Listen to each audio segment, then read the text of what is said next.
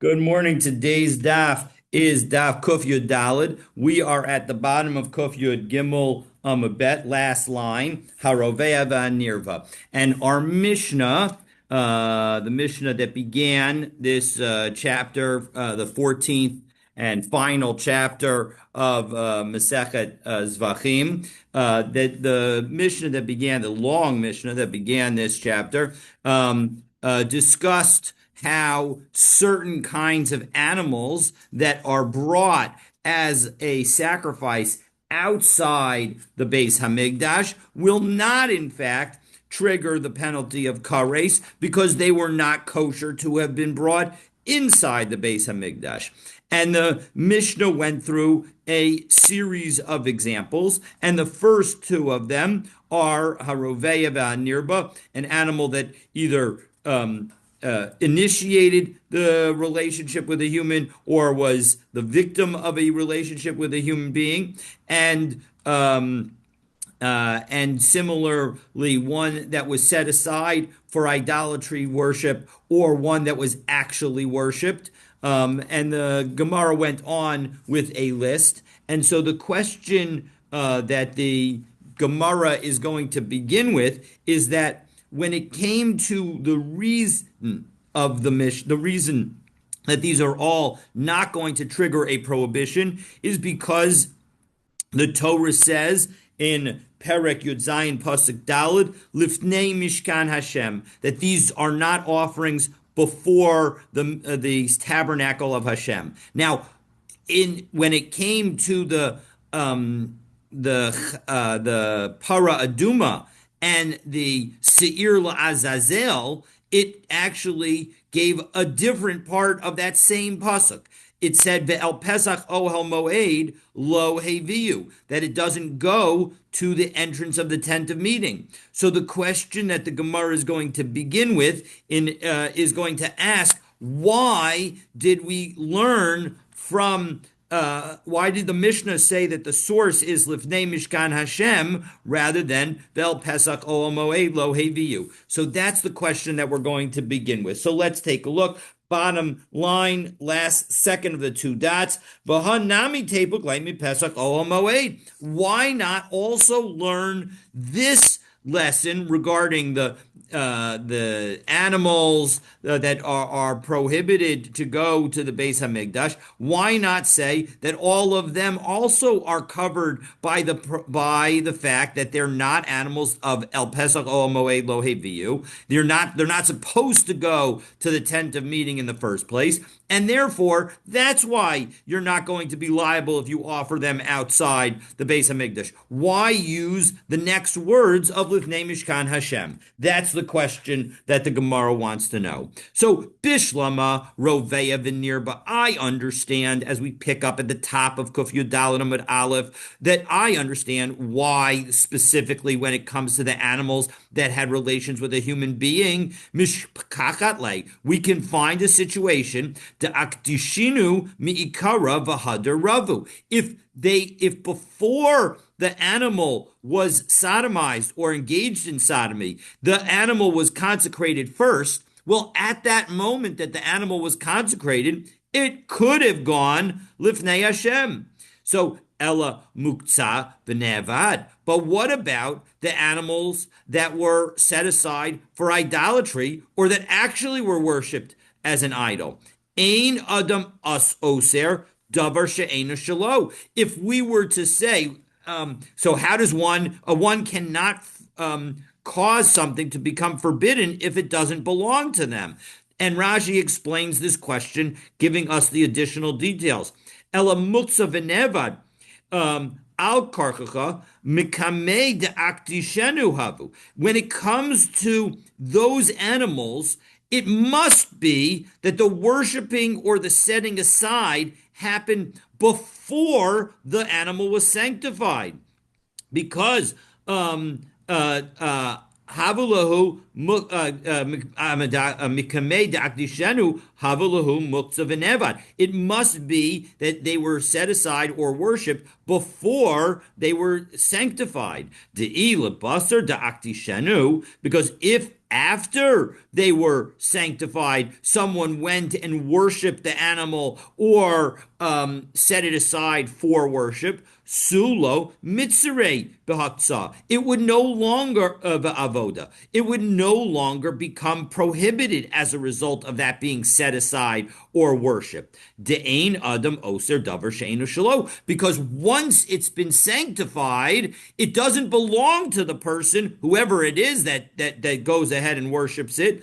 And so as a result, you cannot cause something of mine to be forbidden. Now, we have to realize that when we say that, we're talking about from sort of a spiritual perspective. Obviously, if you were to go into my kitchen, take a pot, pour milk and meat into the pot and put it on the oven, you would make my pot not kosher. But when it comes to something like worshiping my pot, where my pot does not actually change in any way, there is no physical change, it's just a spiritual change, then you do not have the ability to make a spiritual effect on my property without my permission. And so as a result, how do we find a situation where the animal was already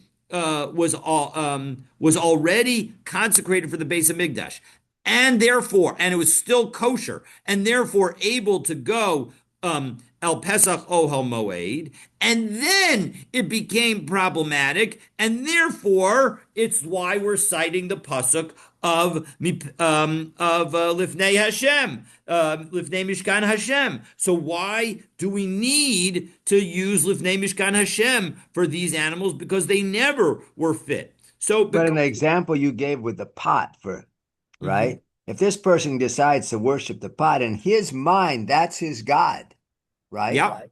Doesn't matter. It's my pot. It's your pot. My pot still, I can still use my pot. Even he could benefit from my pot, presumably. My pot is still a kosher pot. He does not have the ability to cause my pot to be prohibited. So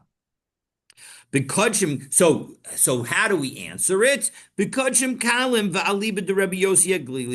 dealing with a situation of the animal sacrifices where the owner is going to eat from it.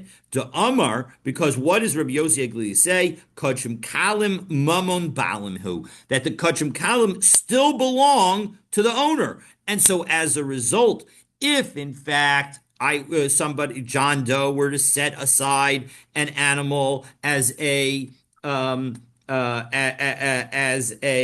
shlamim sacrifice, and now he decides that he's going to worship it, well, I'm sorry, it's still going to, even though it does not belong to him on one level, because he sanctified the animal, and therefore one might have thought that Ein Adam Ozer Davar Sheinu Shelo, according to Rabbi Yossi Aglili, it still belongs to him because he is going to be entitled to the meat associated with it. And so as a result, if he were to worship it or set it aside, now all of a sudden, this shlamim animal is now going to be prohibited, and therefore it was at one time capable of going to Pesach Ohel Moed, and therefore we need to say Livnei Mishkan Hashem as a secondary explanation for why it's going to be a problem. And what's our proof that Rabbi Yossi Aglili has his position? Titania Umala Ma'al B'Hashem.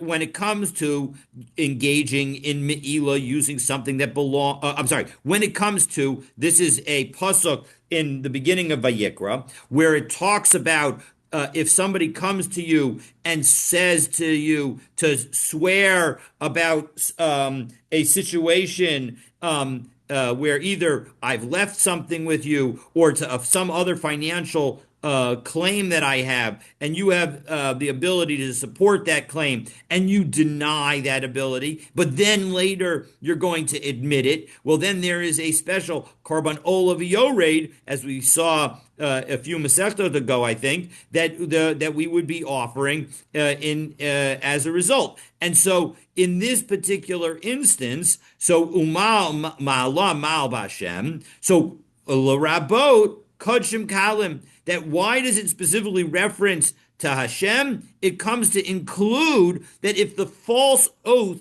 were related to Kodshim Kalim, Shehain Mamono, that is considered the money of the owner. And therefore, if I were to deposit my animal with John Doe, and John Doe then swears that I didn't deposit anything with him, and then he admits that I did.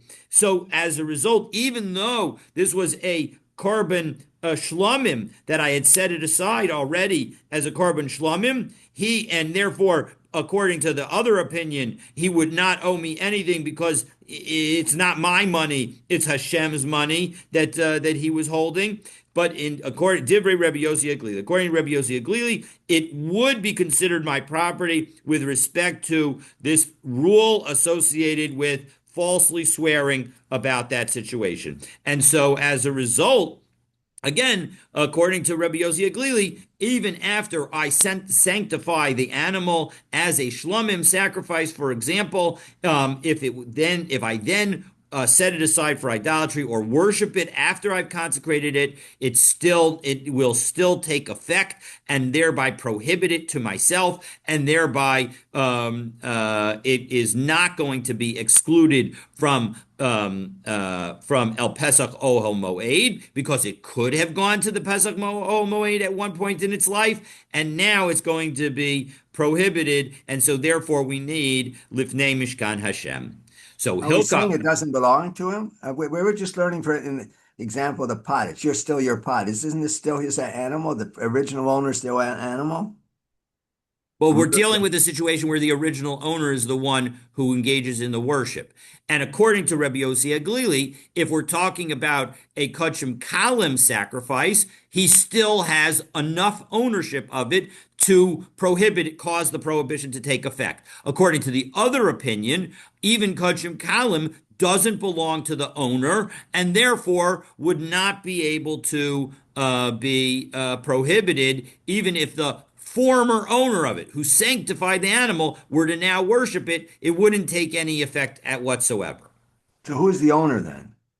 The owner is Hashem, if according to the Uh-huh. opinion that disagrees with Rabbi Yossi Aglili. And Okay. Rabbi Yossi Galili says the owner's not Hashem?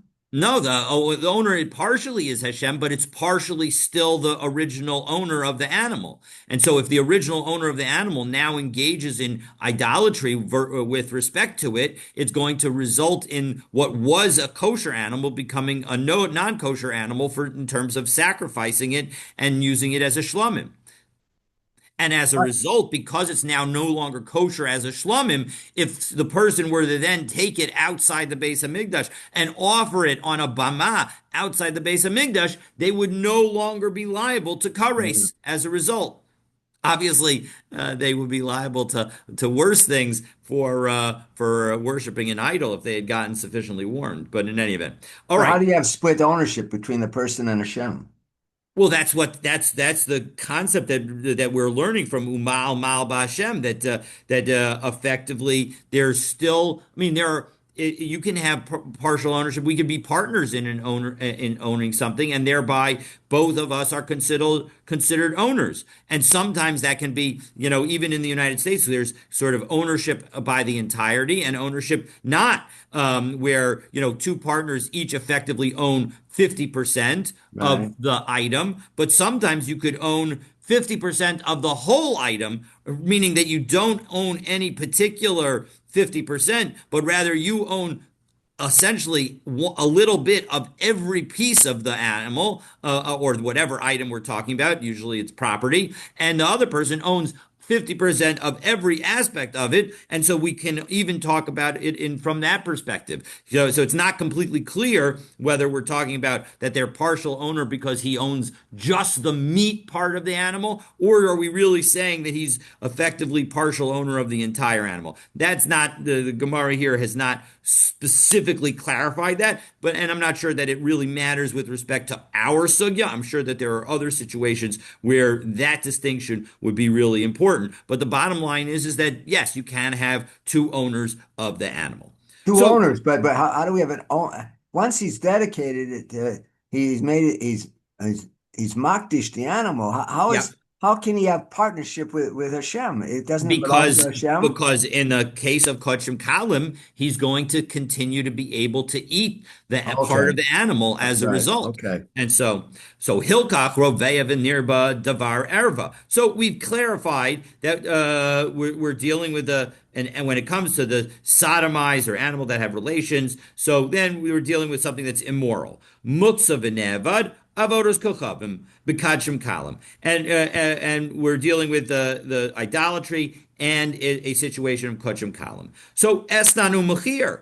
What about if you were to use the animal as a payment for a prostitute or in exchange for a dog? And kiloyim yotze defen. And what about if it's a mixed breed or it was born through cesarean section? In each of those cases, how could the animals ever be brought El Pesach Oho Moed? They were never kosher from birth. Well, when it comes to the Esnan and Mechir, yes, one might have thought, well, all right, maybe they consecrated it and then gave it to a harlot. But that doesn't work because uh,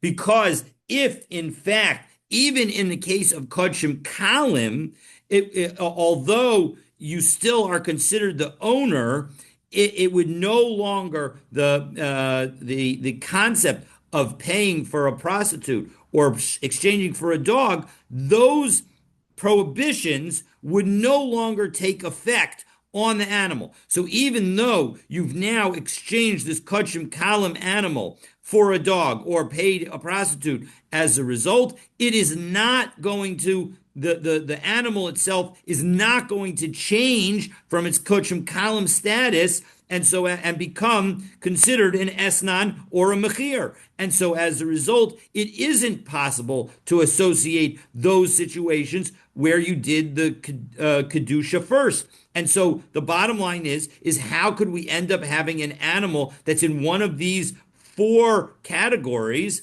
and it was eligible at some point in its life to go to the Beis Hamikdash, to go to the Pesach Ol Moed. So the Gemara answers, Bivlados Kodshim, we're dealing with the offspring of a consecrated animal. And Rashi explains, Bivlados Kodshim. So again, take a look. It's the last Rashi in the narrow lines. It's 3, 6, 9, 10, 11, 12. 13, 14 lines up in the narrow lines of Rashi. Esnan u'mechir u'kulayim v'yotzi defen b'vlados kachim. Kilomar, hanach de'etzrechenhu l'me'utinhu milahakriv karban v'lo nafki me'el pesach. The fact that we're going to have now excluded it from it becoming a korban, and yet not be able to use the phraseology of El Pesach, al karchach b'sheniru kvar myri. It's clear that there had to be a moment where it was capable of being brought.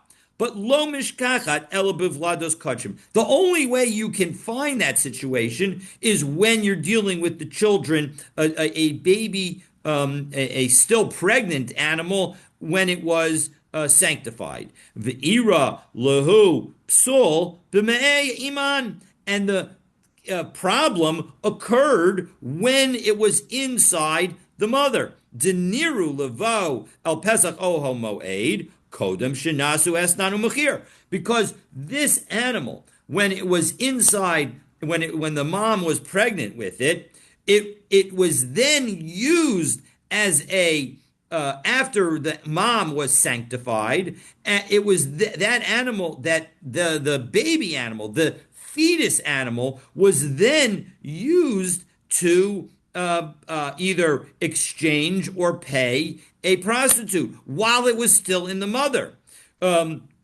Im bala hakriv esiman, and you would have been able to bring the mother as a sacrifice before you exchange the fetus for harlot's pay for the prostitute or for exchange for a dog.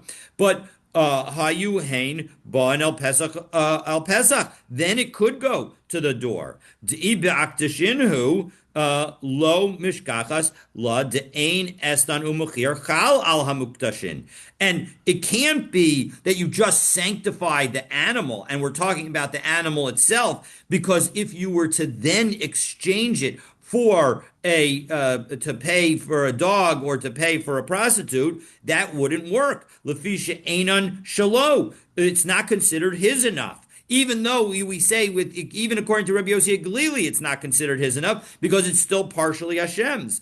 Umikra nafgalan b'tamura, and we learn this out. This concept that once you make an animal sanctified, it does not work to exchange it, and it wouldn't work even according to Rabbi Yossi Aglili from the fact the ibidahavu estan. We learn that out from Tamura. The ibidahavu estan bahadar aktishanu, and if in fact you were to first exchange it and then sanctify it, mi'al pesach nafki, you would be able to use el pesach o moed, the pasuk that we use with respect to the Seir La'azazel and the Para Aduma, because those never go to in front of Hashem. V'chein Kalayim v'yotze dofen. And similarly, when it comes to a mixed breed and to a something that is a cesarean section birth. Di'i aktishenhu mishnoldu. If in fact you were to sanctify it once it was born, me'al pesach nafki, you would be able to learn out that it can't go, that it's you're not going to have a kares penalty if you offer it outside the Beis Hamikdash from the fact that it doesn't go to the Pesach Ol Moed. Ella bivlados kachim. Only when it comes to the children of sanctified animals, the fetuses of sanctified animals, demikara im ima niru lavo. When even, for example, when it comes to a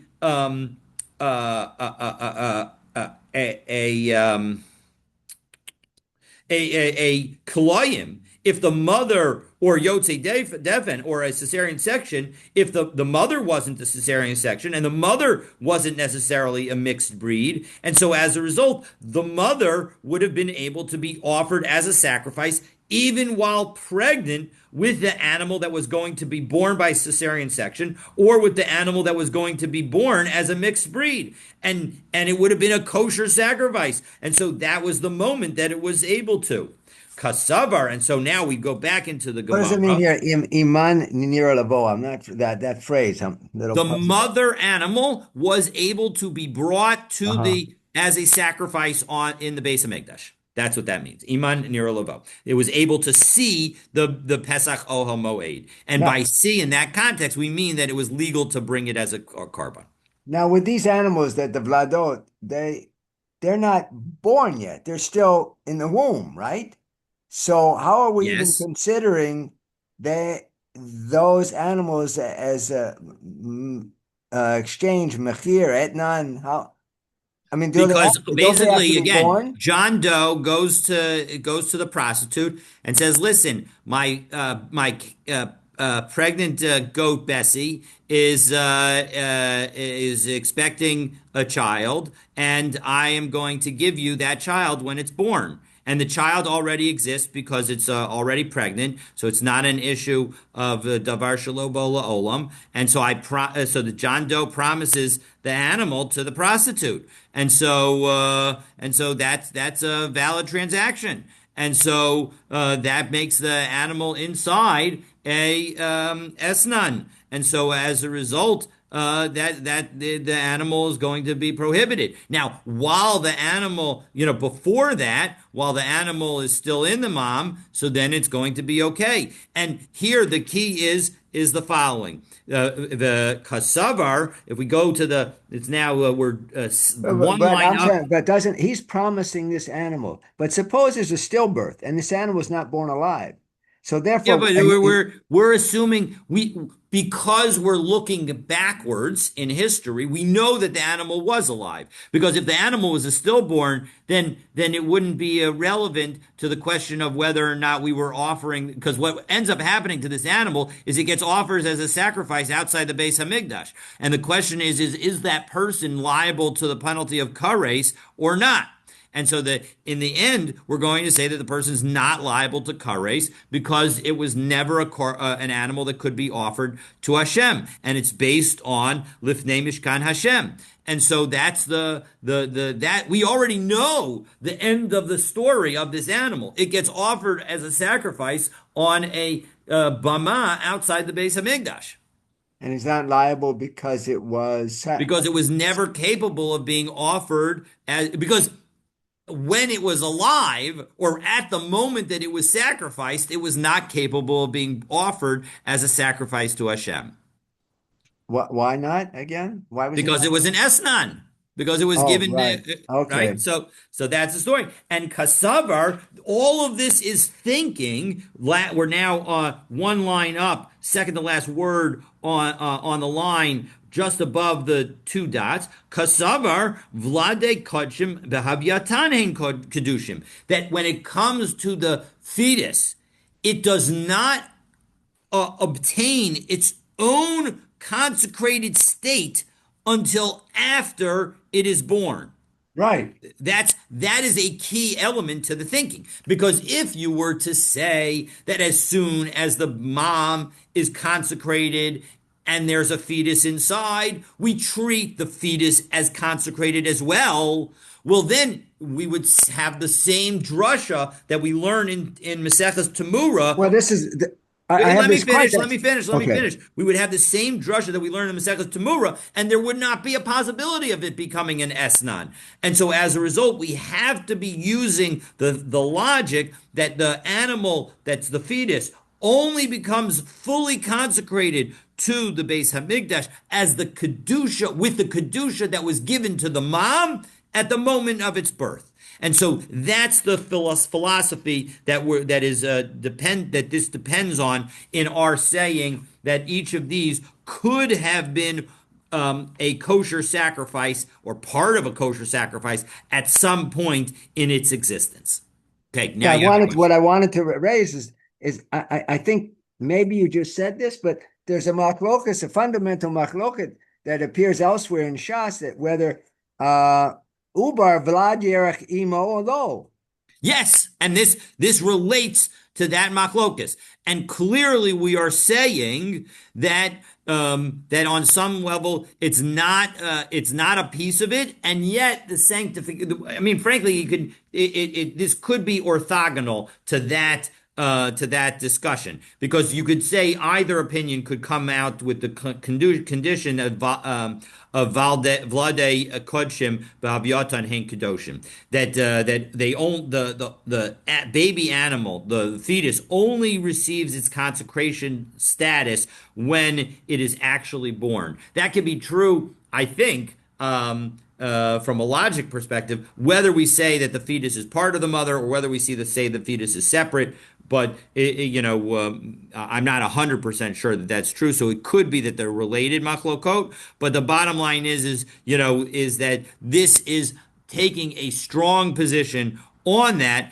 on the issue of whether or not the consecration takes effect while the fetus is still inside its mother and saying that it does not take effect. Because if it did, then we would be stuck and we would not have an example of where you would have an animal that could be Right. offered before it was, before it was an esnan or a machir, before it was something that was exchanged for to pay a prostitute or for exchange for a dog, because we learn in Tamura that once you have something that is sanctified, it no longer has the ability to become an esnan or a machir. And so therefore, we would be stuck with respect to those two cases. So we need to be saying that Vlade Kodshim B'Havyosan Hen Kedushim, that Well, they only that would be the side of Vlad Yerach Imo. you could make that case. I understand that you could make that case, but I don't necessarily think that they're tied together. But yes, it's easy to say that if it's part of the mother, when you sanctify the mother, you've sanctified the baby, and therefore it's you're stuck, and therefore there would be no way of having a mechir or an esnan be something that could go to the Beis Hamikdash and be offered before it got the status of esnan and mechir. Because once you have the status that it is supposed to go to the Beis Hamikdash, it's no longer capable of being an esnan or mechir if it actually is, if the fetus is actually sanctified. Okay, so the next item in our Mishnah was about Baalei Mumin. And we said that there was a machlokas between the Chachamim, the Tanakama, and Rabbi Shimon with respect to three cases.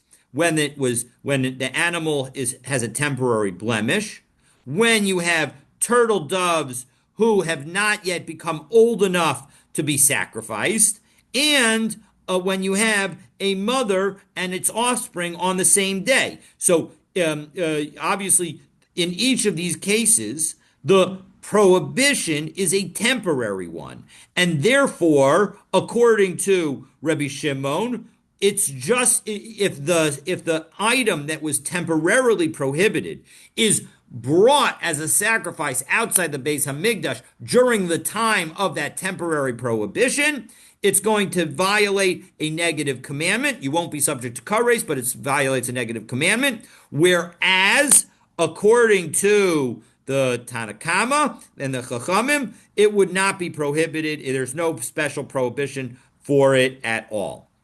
Utsriche.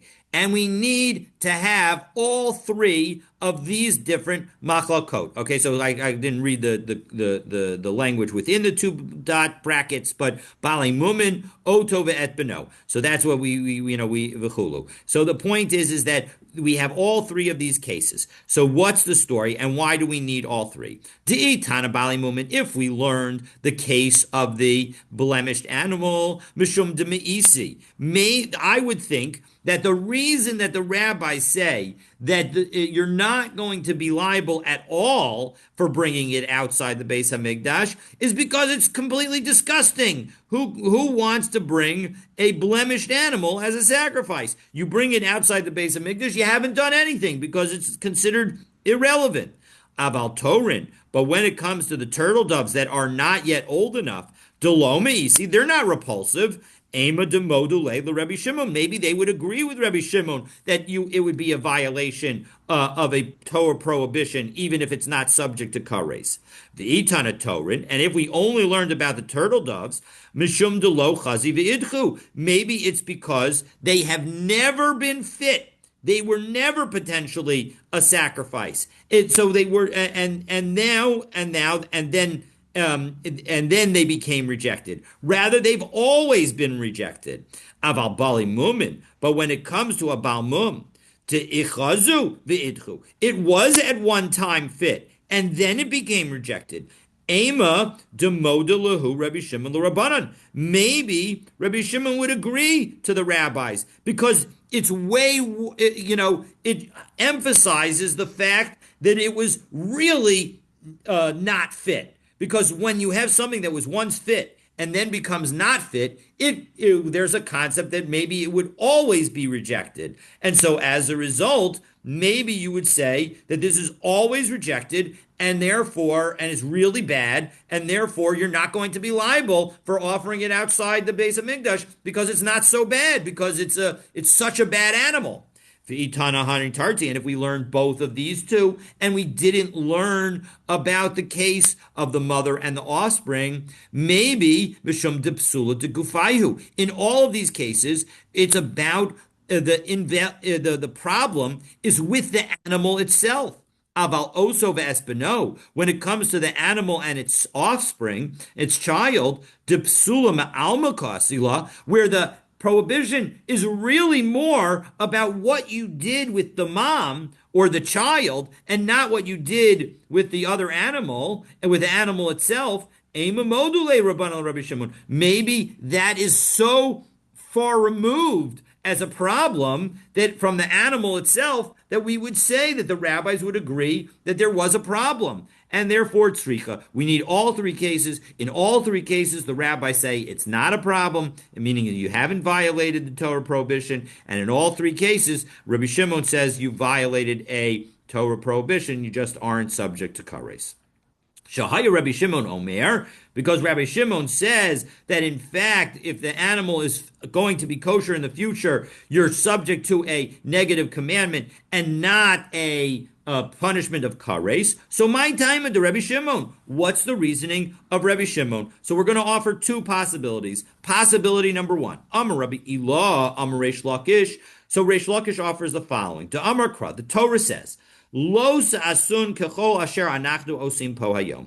We have in Sefer Dvarim, Perek Yudbet, Pasuk Chet, we say that you're not, that when we go into the land of Israel, we don't do what we're going to do, what we do today. That everybody offers what is proper in their eyes, is though how the Pasuk continues.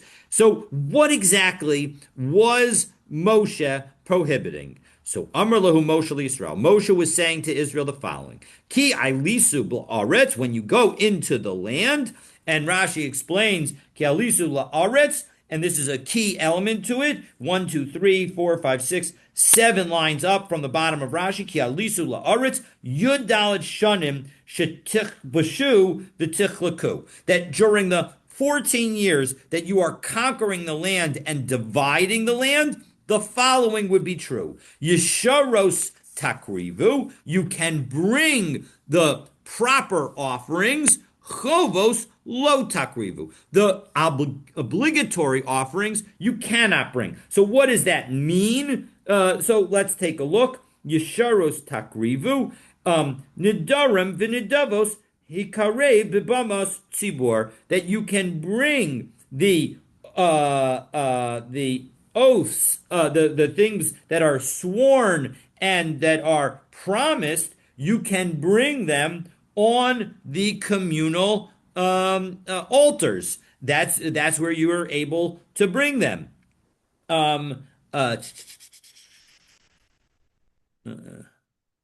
Okay, so the Shita Mekubetz just says changes from Hakrev to Hikrivu, and Chovos lo Takrivu, and then when it comes to the obligatory offerings, you don't bring them. Ish Shibachem, everyone among you, Lo Yakriv Shum Chova. Nobody can offer an obligatory offering. Now, what do we mean by an obligatory offering? We're talking about things like a chatas, a sin offering. Va'afilu bebamas tzibor. Even in the main communal altars, you would not be allowed to bring them. Ad shetavo el hamenucha, until you come to the resting place, the tikrivum, and then you can bring them. Alma chovas de Gilgal mechusrei zman, that when you have an obligatory offering during the course of Gilgal, meaning during those first 14 years of the conquering of the land, when there was a communal altar in Gilgal, so mechusrei zmanheim, they are all considered too premature. Ad ki yavo Shiloh, until they come to Shiloh. Only when you get to Shiloh, that's when you can bring them. Ve'akrivum sham, and that's where you need to bring them. V'ka'amarach mana, and what is the Torah telling us? Lo tason osan beGilgal. Don't do them in Gilgal. Umashma, and what's the implication? Bein bebamas simor, bein bebamas yachid. Doesn't make a difference whether you're talking about a communal altar or a personal altar. Alma mechusar zman, it's premature. Bibama, below tasa, and therefore there is a prohibition to bring premature offerings. And so that prohibition that Moshe commanded when he said lo tasun kechol asher anachnu osim po hayom, that prohibition of bringing premature offerings, you know what else that applies to? It applies to temporarily blemished animals. It applies to turtle doves who aren't old enough. It applies to a mother and her offspring. And so, in all of those situations, Reish Lakish says, this is the prohibition that I say applies because you rabbis are right that the general prohibition about bringing an offering outside the Beis Hamikdash does not apply, but this one does apply. This prohibition does apply. So chovos lo sakrivu the Gilgal legabi shilo. So finishing up the Gemara, right? So we're now back into the Gemara, third line from the bottom. Chovos lo sakrivu. So we're not going to bring your obligatory offerings, things like a chatas, the Gilgal legabi shilo muchosers manhu. And when it comes to those offerings, when it comes to Gilgal, that is going to be premature with respect to Shiloh, because these offerings only can get offered in Shiloh. The Ka'amar lahu Moshe, and what Moshe was saying to them, lo sasun, don't do them. It's a prohibition to do them. So Rabbi Now, Yirmiyah. isn't something like a Korban Pesach a chovah? Yes, absolutely. Or a Yom But Kippur? excellent question. So the holiday offerings, when we say a chova, we mean a personal chova. And yes, you could argue that a Pesach is a personal chova, but we actually treat a Pesach offering, even though there is a personal component to it, as a communal offering.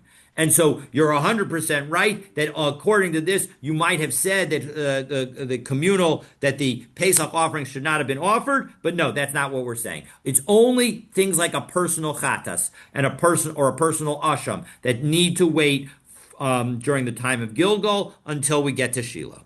Now you have So the Yom Kippur, the and Kohen same with Yom offers, Kippur. Yom Kippur, but all he the offers a holidays, all of personal. those would be totally permitted to be offered on Gilgal. When we say chova, we mean a personal chova. Very good, important point to clarify. Rabbi Yirmiyah, Rabbi Zera. So Rabbi Yirmiyah says to Rabbi Zera, "Ihachi malke nami lilke." 1 second, it should be more than just getting being a negative prohibition. You should be lashes. Alama Amar Rabbi Zera hakasov nitko laase. But why did Rabbi Zera say in a different context? In Chulin, Rabbi Zera says that when it comes to a situation where I'm going to do this Rashi outside, where you have a mother and its child, and you offer it inside the Beis Hamikdash, and you've now violated the prohibition of offering the mother and the child. And what does Rabbi Zera say? He says that when you offer that child, in addition, you've only violated a positive commandment. And so, why not say that you violated this commandment of offering something that's premature? Because this would argue that it's premature and therefore should be subject to a negative commandment and therefore should be subject to lashes. So why not say that? So Hani Mili l'Rabbanan. No, when Rabbi Zera made that statement, it was only according to the rabbis. And Rabbi Shimon would in fact say that you would get lashes in that case. L'Rabbi Shimon Hakinami, he would say that you would get it.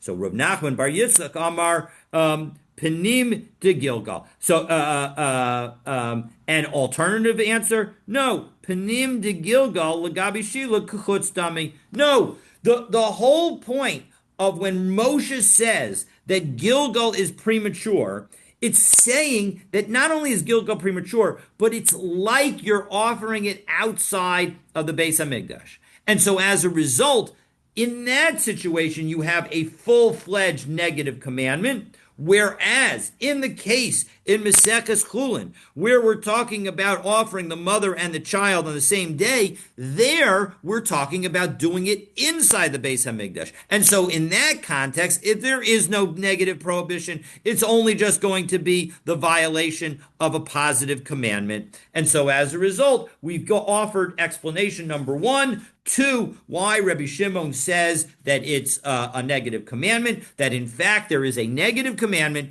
to bring a premature offering. Rabba Amar Tame de Rabbi Shimon Kidatanya. No, you don't have to even go that far. Rabbi Shimon himself gives us a reason. Because what does Rabbi Shimon say in a brisa? Rabbi Shimon, Omer Minayan Lezoveach Pesach Bamas Yachid. How do I know that when it comes to a korban Pesach that is offered on a private bama b'shas iser habamos in the time that bamos are prohibited, shehu below taseh, that you're violating a negative commandment? Talmud Lomar, lo suchal lizboach es ha-pesach. You're not allowed to offer the Pesach in one of your cities. Yachol af b'shas heter habamos kain. I might have thought that this is true even when bamos are permitted. Talmud Lomar, ba'achad sharecha, lo amarti lecha, ela b'shah shekol Yisrael nichnasin b'shar echad. When is it that you're going to, ba'achad sharecha, when is it that you're going to have the prohibition? Only at a time when everybody's supposed to go through one gate, meaning in Yerushalayim or in Shiloh. But when we have bamot around the world or around the country, so then you're going to be, it's not going to be a negative prohibition. So Amos, when are we talking? But the Pesach was offered in Gilgal. Sorry?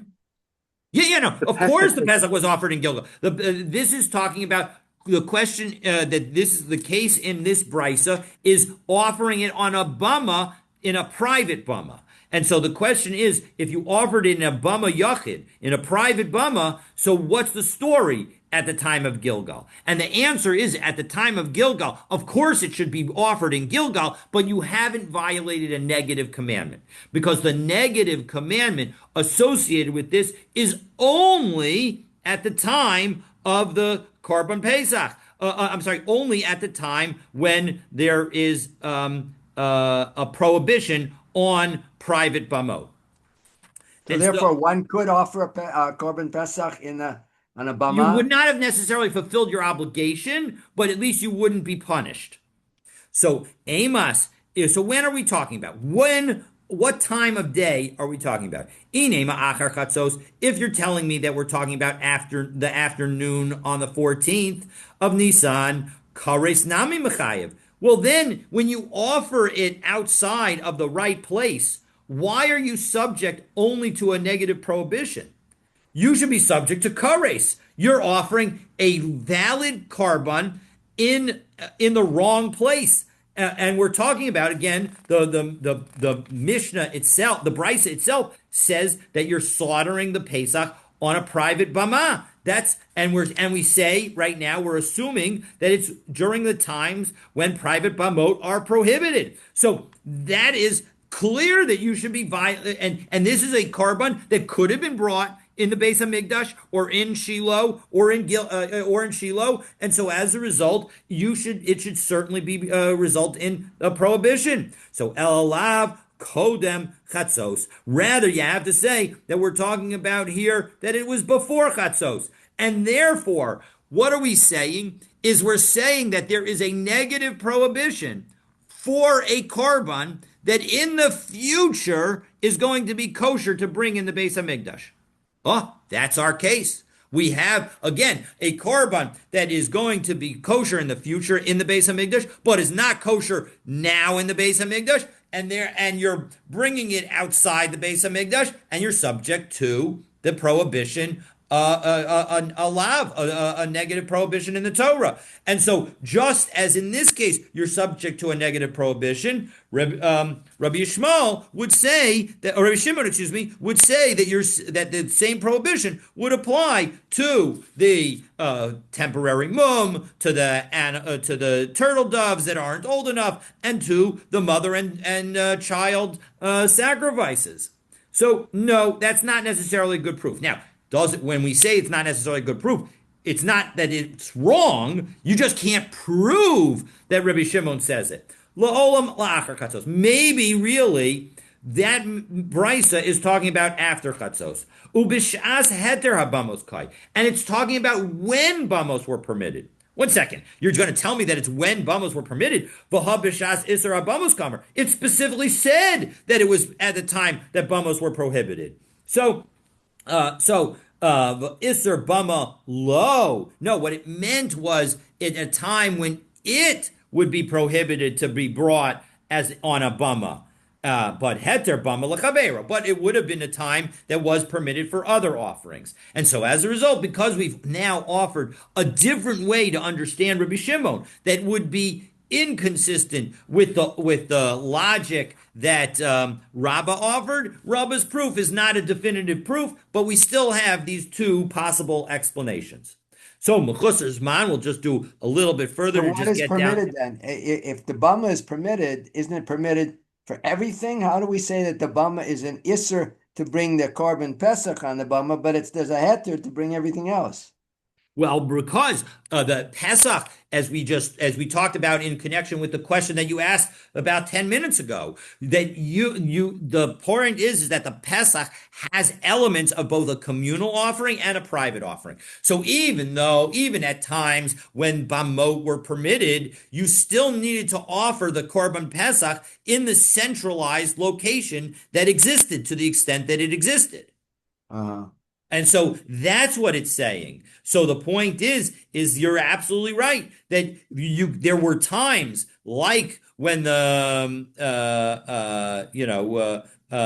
throughout history when bamot were permitted, and yet when you did the Korban Pesach, you needed to go to the centralized location. And so that's what we're talking about. And that's the prohibition that we have in this brisa. That in those times, even though it's permitted, it's going to be a lav if you were to bring it outside the centralized location. So, last little bit, and then we'll conclude. Mechusar Zman. What about a situation where it's premature? That's sort of the general situation. And the issue is that we said that a zava, a woman who's given birth, and a mitzora, they offered a chatas and an asham offerings outside the Beis Hamikdash before they were eligible to do so. But the problem is v'hani b'nei ashamos ninhu? Are all of these people subject to ashamos? No, they're not. Only the mitzora offers an asham. And so Amar Zeiri, Tani Mitzora Bahadaihu. Clarify that we're talking about a Mitzora, and so as a result, that's the one that would have the prohibition with respect to the Asham, but the Chatas that would apply to all of them. So in all those cases, if they offer the Chatas before they're eligible to bring the Chatas, and they bring it outside the Beis Hamikdash, they're not going to be subject to the prohibition because the person was not yet subject to the obligation, and therefore the animal is not yet capable of being brought to the Beis Hamikdash as a sacrifice. So with that, we'll conclude and we'll pick up from the two dots, God willing, tomorrow. Looking forward to continuing our learning together. Now, we were saying before that the Pesach, if he offered it on a private bama, when he should have brought it to Gilgal, for example, Yep. do we consider that a lav, or we just said Consider it a lav. That's correct. We But he consider it a did. lav. We were saying earlier that he was not al yedei chovato. He didn't. Right? He didn't. Yeah, well, I mean, it's certain. I would think that he certainly has not fulfilled his obligation, and not only that, but now we're saying that according to this price, it's a lav. But we didn't say it was a lav earlier. Yes, that the price itself says it's a lav. No, but earlier we were thinking that it was just that he didn't. He wasn't. Correct. We weren't going into the details. I was just answering your question Right. about whether or not a Pesach in that time would be brought on a private bama or the communal bama. And what I was telling you was that it's brought on the communal bama. And if it was brought on a private bama, I didn't think it would fulfill the obligation. Obviously, based on the brisa, not only does it not fulfill the obligation, but depending on how we read the brisa, it would be subject to a law prohibition. But he wouldn't be. He wouldn't be a chayav karet though. Correct. Right? The question is. If he's not. It depends when. It depends when. It depends when We're talking he about does it. Gilgal, the time of Gilgal. Yeah, so then it seems like he would not be chayav a karet. Correct. Uh-huh. Correct. It seems like he would not be subject to karet. All right. Looking forward to continuing the learning together. Very interesting issues coming up. So looking forward to it. Have a great day. All right.